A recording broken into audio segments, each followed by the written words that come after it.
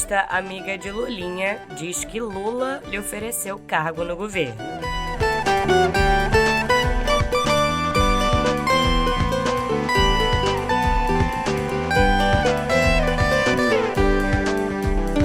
Brasil vai ter dia D de multivacinação contra mais de 20 doenças neste sábado.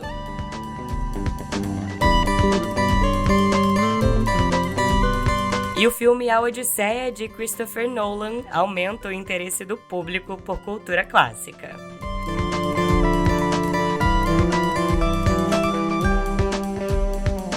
Olá pra você, tudo bem por aí? Bom dia, boa tarde ou boa noite. Hoje é sexta-feira, que coisa boa, dia 21 de agosto de 2026. Eu sou Yasmin Reston, a sua anfitriã, e olha, eu não sei se pra você, mas essa eleição tá me dando um frio na espinha. Sabe por quê? Ela é uma eleição de fim e de começo. Ela é o fim de um ciclo pro lulismo, seja o Lula reeleito ou não, e essa é a última corrida eleitoral dele. E, potencialmente, também é um fim para o bolsonarismo, caso Flávio Bolsonaro perca. E aí também o que sobra para o empreendimento familiar. E, por outro lado, é o começo de uma transição para uma política nativa digital, que pede candidatos com a cabeça naturalmente dessa era. Muita coisa mudando, né? E por isso, hoje, eu trouxe o Marcos Moura aqui para dar um recado especial para você. Fala aí, Marcos! Oi, Yasmin e ouvintes do No Pé do Ouvido. Aqui quem fala é Marcos Moura, compositor, e eu tenho um convite especial para vocês. Assistir ao novo documentário do Meio, Eleições 2026, A Escolha, que estreia neste sábado, dia 22. Eu compus a trilha desse documentário, que faz um convite para a gente participar da grande festa da democracia.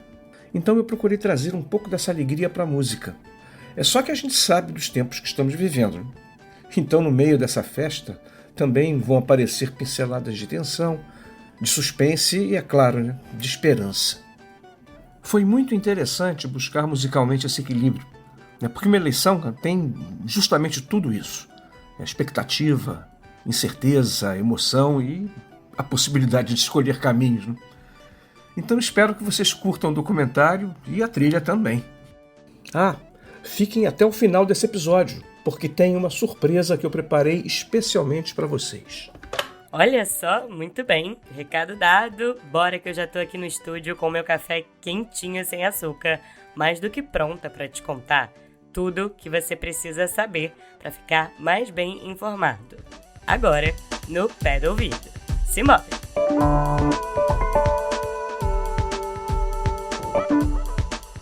Abrindo a editoria de política, eu te conto que a empresária e lobista Roberta Luxinger afirma que o presidente Luiz Inácio Lula da Silva lhe ofereceu um cargo à sua escolha no governo, mas que ela recusou. Isso seria numa troca de mensagens de 2024 obtida pela Polícia Federal. A Roberta, eu te lembro, é amiga do Fábio Luiz Lula da Silva, o Lulinha, filho do presidente. E ela é suspeita de intermediar negócios privados junto ao executivo. Nessas mensagens com o empresário Gustavo Gaspar, ela diz assim: fui uma das poucas pessoas que o Lula chamou e perguntou, escolhe onde você quer ficar. Então, ela disse, onde eu tô, na minha sociedade com o Fábio e o Fernando Bittar. Bom, segundo o relatório da PF, Lulinha, Roberta e Bittar teriam formado um núcleo de atuação permanente e coordenada voltado à interlocução com agentes e órgãos da administração federal. Os investigadores apontam suspeitas de corrupção e tráfico de influência. O Bittar, que é amigo e antigo sócio do filho do presidente, também aparece nessas conversas. E ele ficou conhecido, eu te lembro, durante a Operação Lava Jato, por conta de ter sido um dos proprietários formais do sítio de Atibaia. Segundo a Polícia Federal, o conjunto das comunicações indica que a atuação do grupo não seria eventual, mas organizada para facilitar o acesso de interesses privados a integrantes do governo federal. Num outro trecho das conversas, a Roberta Luxinger projetou ganhos de 100 milhões de reais em 2024 em negócios que envolveriam Lulinha junto ao governo federal. E bom, a Procuradoria-Geral da República defendeu que inquéritos envolvendo Lulinha deixem o Supremo Tribunal Federal e sejam enviados à primeira instância. E bom, a Procuradoria-Geral da República defendeu que inquéritos envolvendo Lulinha deixem o Supremo Tribunal Federal e sejam enviados à primeira instância. E por isso, não haveria justificativa para a permanência dos casos no Supremo. A PGR também afirmou ao STF que a Polícia Federal não apontou a conclusão de qualquer negócio entre o poder público e o empresário Antônio Carlos Camilo Antunes, o careca do INSS, a despeito do lobby feito pela Roberta e pelo Lulinha.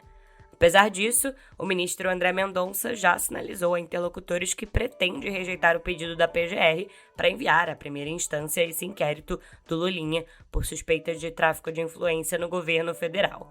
A tendência é que Flávio Dino, relator de outro inquérito contra o Lulinha no STF, acompanhe Mendonça caso ele decida manter o processo na corte. O presidente Lula, que está irritado com o filho e com esse vazamento de informações sigilosas das investigações, quer que seja apurada a divulgação de dados reservados da Polícia Federal, entre eles as mensagens trocadas por Lulinha com a lobista Roberta Luxinger. O Supremo Tribunal Federal, eu te lembro, já mantém um inquérito para investigar o vazamento de informações protegidas por sigilo de apurações que estão em andamento. Bom, enquanto isso, a defesa de Lulinha entrou com uma ação judicial contra o senador e candidato à presidência, Flávio Bolsonaro, por um vídeo publicado pela campanha do bolsonarista que relaciona Lulinha ao escândalo dos desvios em benefícios do INSS. O Lulinha pede uma indenização de R$10 mil e uma decisão liminar para que o conteúdo seja retirado das redes sociais em até 24 horas.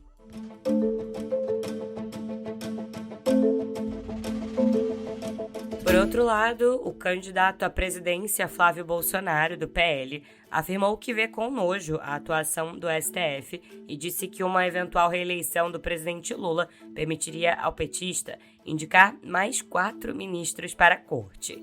O Flávio afirmou que decisões do Supremo ocorrem de forma impune e defendeu que uma mudança na composição da corte depende da eleição de um novo presidente e do aumento da bancada de senadores alinhados ao seu campo político. O senador disse ainda que pretende entrar para a história, mesmo que como um presidente de transição.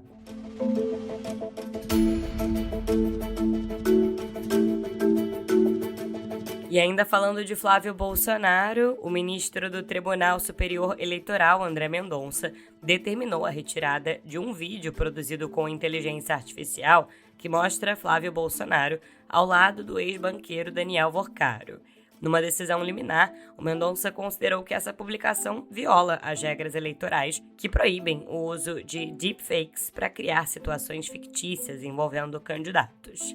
O mesmo TSE decidiu também por unanimidade impedir Pablo Marçal, candidato à presidência pelo PRTB, de acessar recursos dos fundos eleitoral e partidário e também de participar da propaganda eleitoral no rádio e na televisão e de debates. Apesar de ter sido lançado candidato pelo PRTB e ter solicitado formalmente o registro, o empresário permanece inelegível até 2032. Eu te lembro de que a Justiça Eleitoral de São Paulo condenou o influenciador Pablo Marçal por abuso de poder político e econômico durante a campanha para a Prefeitura de São Paulo em 2024. Portanto, Marçal, como eu disse, está inelegível por 8 anos a partir de 2024.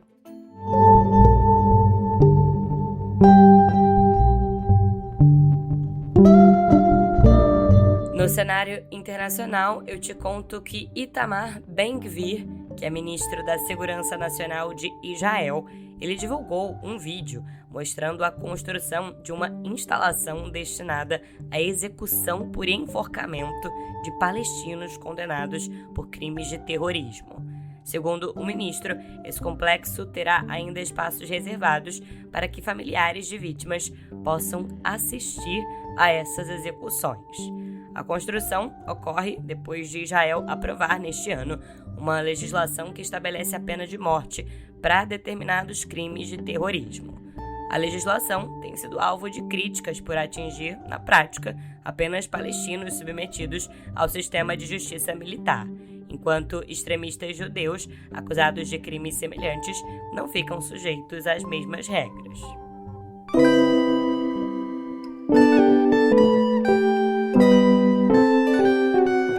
Abrindo a editoria de Viver, eu te conto que o Brasil vai ter o dia D da campanha nacional de multivacinação neste sábado, com todas as unidades básicas de saúde abertas para atualizar a carteirinha de crianças e adolescentes menores de 15 anos. Anota aí, vão ser oferecidos 20 imunizantes, entre eles BCG, hepatite B, pentavalente, poliomielite inativada, rotavírus, gripe, covid e a tríplice viral, que protege contra sarampo, cachumba e rubéola.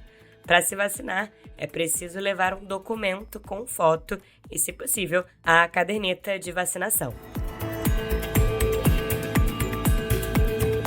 E escuta só essa. Um estudo do Todos pela Educação, divulgado nesta quinta-feira, mostra que a aprendizagem dos estudantes da rede pública avançou nas últimas 2 décadas, mas o ritmo de melhora reduz o avanço da trajetória escolar.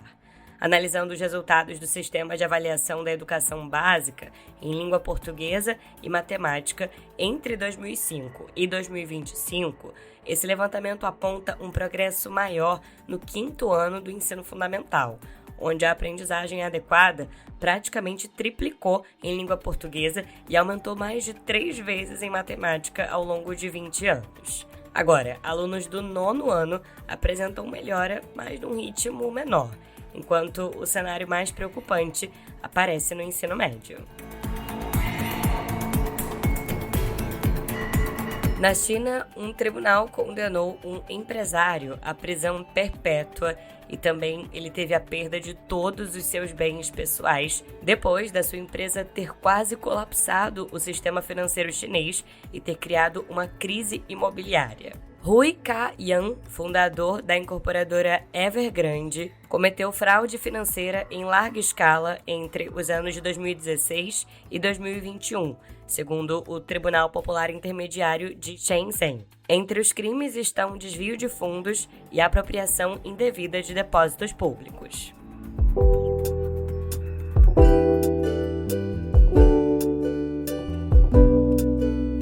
Chegando à editoria de cultura, se é sexta-feira, é dia de saber o que tem de bom para fazer no Rio de Janeiro e em São Paulo, numa parceria do Meio com a newsletter Ladrilho Hidráulico, do querido e talentoso Guilherme Werneck.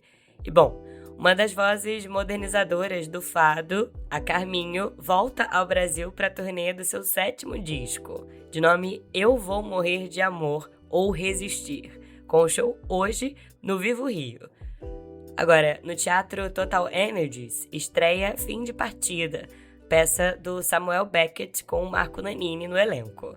Já em São Paulo, o fim de semana vai deixar os saudosistas felizes com o C6 no Rock, spin-off do C6 Festival, mais voltado para os discos clássicos dos anos 80, como Cabeça Dinossauro dos Titãs. E o Kinoforum, que é um festival internacional de curtas de São Paulo, ocupa várias salas da cidade, viu? Todas essas e outras muitas sugestões do que fazer no Rio de Janeiro e em São Paulo você encontra no site do Meio.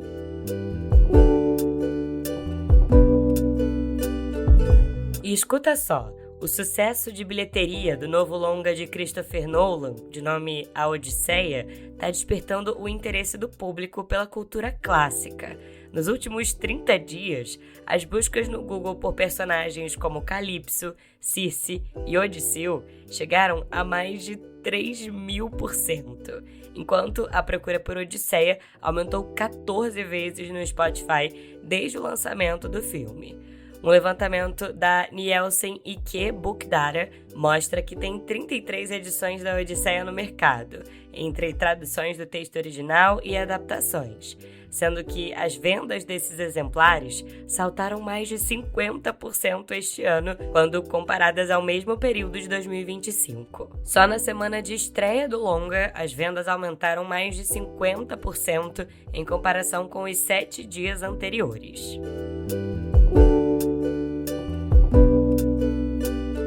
E um dos eventos mais prestigiados do cinema, o Festival de San Sebastián, anunciou o longa Le Faux Soir, do Michel R. Roscan, como escolhido para encerrar a edição deste ano, que acontece de 18 a 26 de setembro. Esse filme, Le Faux Soir, ambientado na Bélgica, ocupada pelos nazistas em 1943, acompanha um grupo de combatentes da resistência depois que as forças de ocupação transformam o jornal nacional Le Soir em um veículo de propaganda. Interessante, né? Bom, esse drama belga-francês vai ser exibido na seleção oficial, fora da competição, depois da sua estreia mundial no Festival de Toronto, onde vai ser apresentado na mostra especial.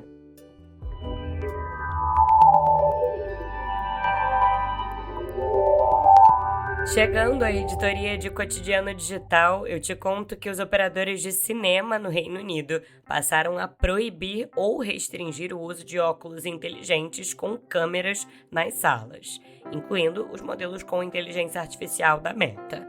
A Associação de Cinema do país cita preocupações com a privacidade e também a pirataria de filmes, com essa decisão sendo tomada depois de tribunais na Inglaterra e no país de Gales já terem proibido os óculos da Meta neste mês por causa das restrições à captura de imagens em audiências. Mas bom, essas políticas variam entre os cinemas e não tem uma regra única para o setor. E a Associação de Cinema do Reino Unido afirma que reconhece também os benefícios desses óculos para pessoas com necessidades específicas de acessibilidade. E falando na Meta, escuta só, a empresa também lançou o Pocket, que é um aplicativo experimental que permite criar pequenos jogos por meio de comandos de voz e texto, os chamados Gizmos. Isso para todos os usuários nos Estados Unidos. O aplicativo havia chegado ao Brasil em fase de testes no mês passado e nasceu da aquisição da equipe da plataforma Gizmo pela Meta no início deste ano. Os jogos respondem ao toque e à inclinação do celular. Também reproduzem efeitos sonoros e podem usar fotos ou a câmera do aparelho, além de serem compartilháveis, remixáveis e republicáveis por outros usuários. O Google lançou uma nova promoção de assinatura gratuita do plano AI Plus, a sua opção mais barata entre os pacotes de inteligência artificial para universitários. A gratuidade dura 12 meses e vale para quem tem entre 18 e 24 anos e está matriculado numa faculdade elegível. Ao mesmo tempo, o Google também passou a oferecer o plano mais complexo, o AI Pro, com desconto por 4 anos para estudantes.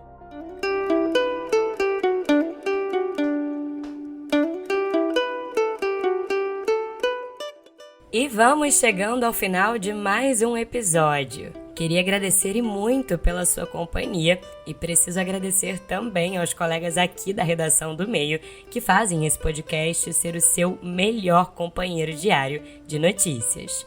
Adriana Oliveira, Caio Melo e Ian Boechat. Além, é claro, da supervisão dos editores executivos Leonardo Pimentel e Maria Paula Lete e da editora-chefe Flávia Tavares. Eu assino a apresentação, redação e edição desse podcast e estou disponível lá no Instagram, no @yasminrestum, pra gente trocar ideia e para você enviar também a sua sugestão de música para encerrarmos juntos os episódios aqui no Pé do Ouvido. Eu demoro um pouquinho para responder, mas eu respondo. E em áudio, viu? Pra gente se despedir, bora pra surpresa do Marcos Moura? Pode pedir a sua música, Marcos. Yasmin, toca aí pra gente o tema da Festa da Democracia. Opa, é isso mesmo. A gente vai escutar uma das principais trilhas sonoras do documentário Eleições 2026, A Escolha. Vamos nessa!